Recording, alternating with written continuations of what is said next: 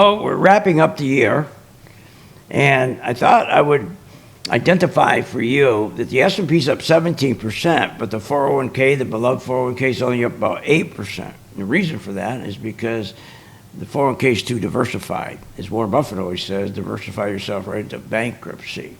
Now, the interesting thing about the S&P 500 up 17% this year, 60% of that gain came from just 10 stocks: NVIDIA, Microsoft, Apple, Google, Amazon, Broadcom, Meta, Tesla, and Berkshire, JP Morgan. But 60%, okay, and of that 60%, 80% came from 4 stocks, and this is what you got to understand: 4 stocks. You got NVIDIA, Microsoft, Apple, and Google. Why is that important? Because remember, even though we do QE, we do stock buybacks, all the stuff that's going on right now, and he's cutting rates and wants to do another QE.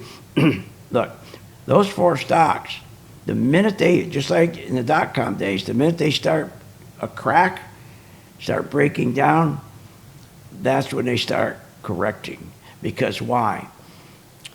The QE's not going to help you. Cutting the Fed rate's not going to help you, because we don't have enough support of stocks underneath. When you only have 10 stocks carrying the whole market, and 4 of those stocks are really carrying the market, once you get a crack and all of a sudden the big institutions start moving their money out, which they will, there's not enough stocks. There's nobody around. Now, if you had a nice market where you had a lot of participation in the S&P, they'll come in and they'll support it, and you won't get a correction. But the danger of the correction is the breath. The breath is really terrible. Now, it's not the breath that's going to take you down. It's the breath that starts to crack. And then when you start to crack, you look around, there's nobody around. There's no other stocks around, just the tech stocks, handful of them. So you got to be very, very careful of that. And also, you know, when you got this kind of breath, that's really narrow breath, the market becomes very, very fragile because of what I just mentioned a moment ago. And it's like walking around on eggshells. So these mega caps that are doing all the heavy lifting, creating, yes, that illusion. Boy, the stock market's so strong, it'll never come down. How many times do you hear that? Oh, the market's never going to come down again, right? That's not true at all. When you got narrow breath like this, go back and look at what happened in the dot-com days. So a good thing would be to learn how to sell short. That's what your protection is. Now let me show you where we've been making our money, okay, and where the rotation is.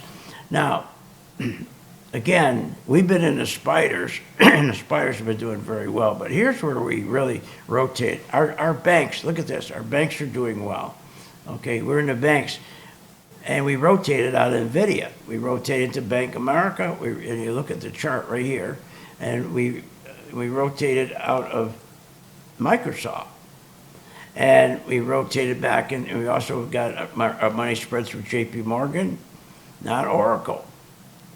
So that's, again, and now our gold, we made more money in our gold this year in 2025 than anything else. And I said that to my gang members in the beginning of last year in January. I said, we're going to buy a lot of gold stocks. So we're going to make a lot of money. And why is that? How do we know that? Because there's so much uncertainty in the market, and you got all this AI, and there's problems with the AI right now. There's not a lot of confidence. I mean, there's great confidence. AI is going to be terrific. It's going to change the world.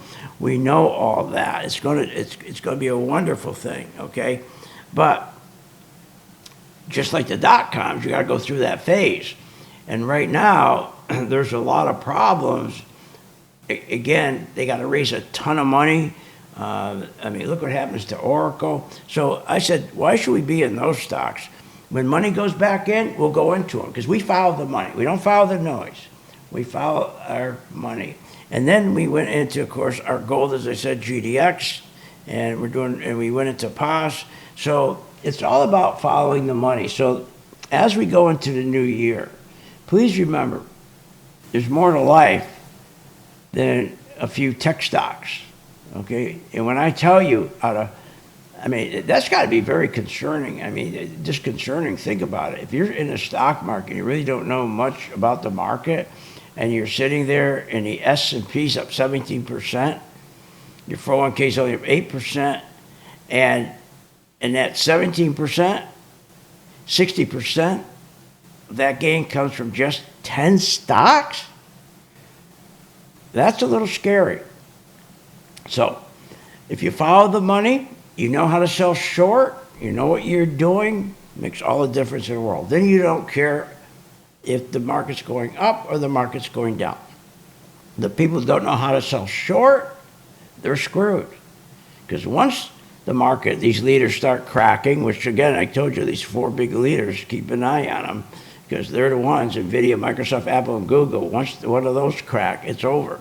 And once you know how to sell short, you don't care. So you're not going to get out of it and jump into Coca-Cola or jump into Clorox. That's the worst thing you can do. Nothing like selling short when the market's going down. You make far more money than you ever do going up, I'll tell you that. So that's about it. That's what I wanted to say about the end of the year here. And I'll see you on the charts, philsgang.com.